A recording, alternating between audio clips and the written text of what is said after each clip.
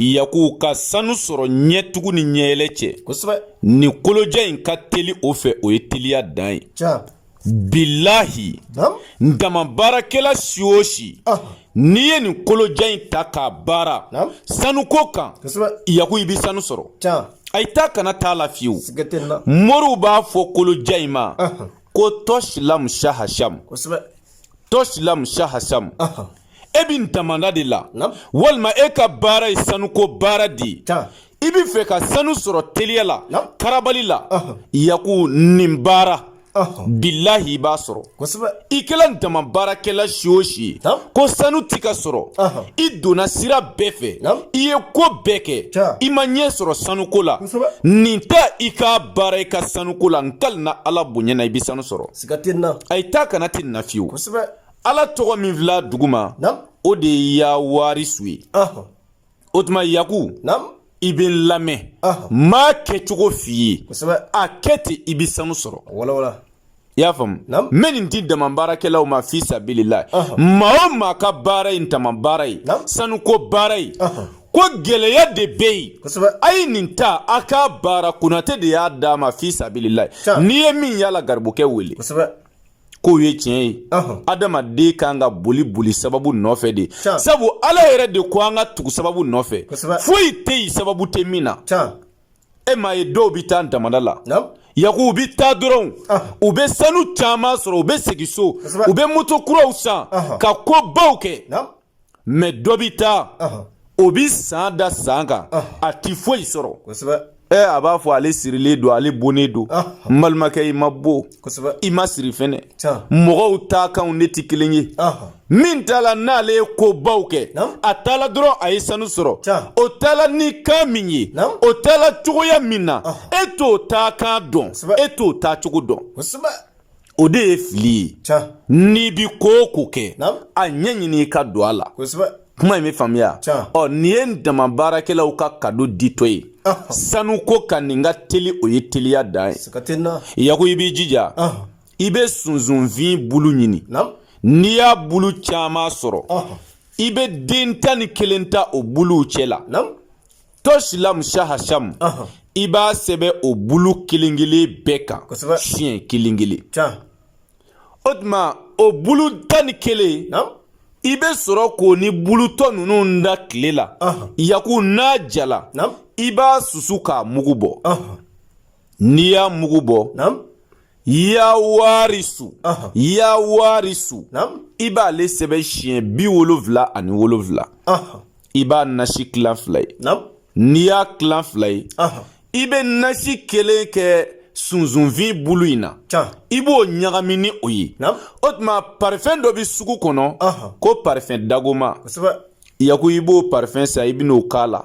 i b'a ɲagami o y'a kɛlen wusunan ye a ma ban dɛ nasi tɔ min b'i bolo i bɛ parfɛn dɔ k'o nasi tɔ fɛnɛ na yawarisu nasi tɔ ye o tuma n'i y'a kɛ o cogoya la wusula min filɛ i bolo sɔgɔma o sɔgɔma walima i bɛna taa dama na waati o waati i bɛna jigin damantigɛ kɔnɔ waati o waati yaku i bolo wusu n'o ye siɲɛ 3 i k'a mun i ɲɛ na nka yawarisu nasi o mun i farikolo la yanni ka t'i ka baarayɔrɔ la bilahi nkali na ala la cɛ o cɛ ye nin kɛ muso o muso ye nin kɛ sanuko kuma banna yaku i b'a sɔrɔ n ko sanu ye ala bolo kɔnɔfɛn de ye dɔw ko jinɛw ta don mais jɔnni ye jinɛ da n ko ala de ye jinɛ da ale de ye sanu da o tuma ni i ye ala deli diɲɛ ko o ko la ala yɛrɛ de pɛrɛnnen don ka jɔn kɔnɔ i bɛna n deli mun na n k'a k'i ye mais ala deli cogow de tɛ kelen ye dɔ bi jaabi ka tɛmɛ dɔ kan o tuma a telimani dɔ dilen filɛ i ma sanuko kan n'i y'a kɛ a bi kɛ a fɔ ko ɲuman ala k'o dan bɛɛ ma sababu ye tiɲɛ ye dɛ an ka tugu sababu nɔfɛ bilahi a mako bi ɲɛnabɔ yaku ne ye sababu wulibali dɔ d'i ma kuranɛ kɔnɔ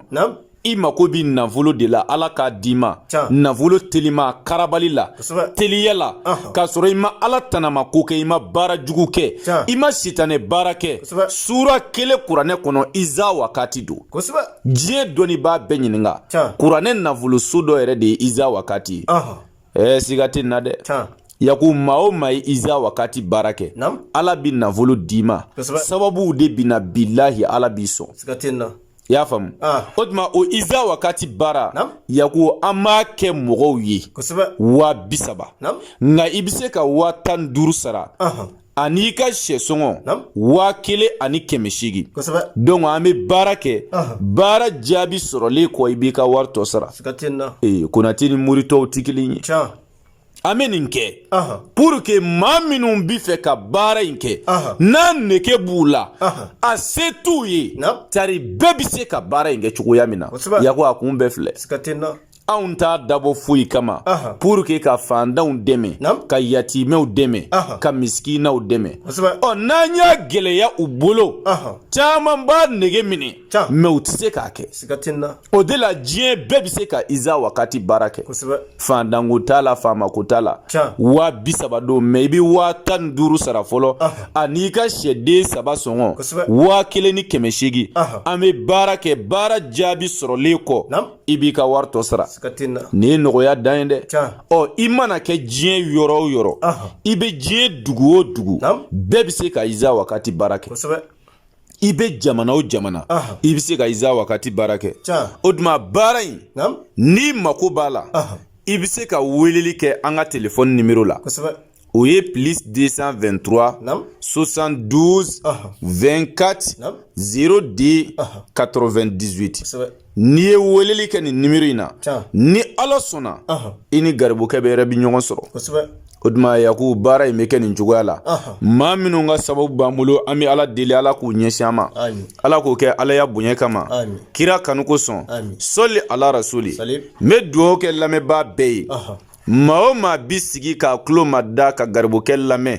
n'u b'an ka ala tɔgɔw ta ka baara kɛ n'a ye yarabi ala k'a ɲɛ u bɛɛ bolo yarabi ala ka barika don a bɛɛ la ala k'an sagow k'an ye ala k'an ka laɲiniw sabati ala k'an ka hamiw dilan an bɛ min ɲini ala k'a nɔgɔya an bɛɛ ye n'an ka hɛrɛ b'a la ala k'a teliya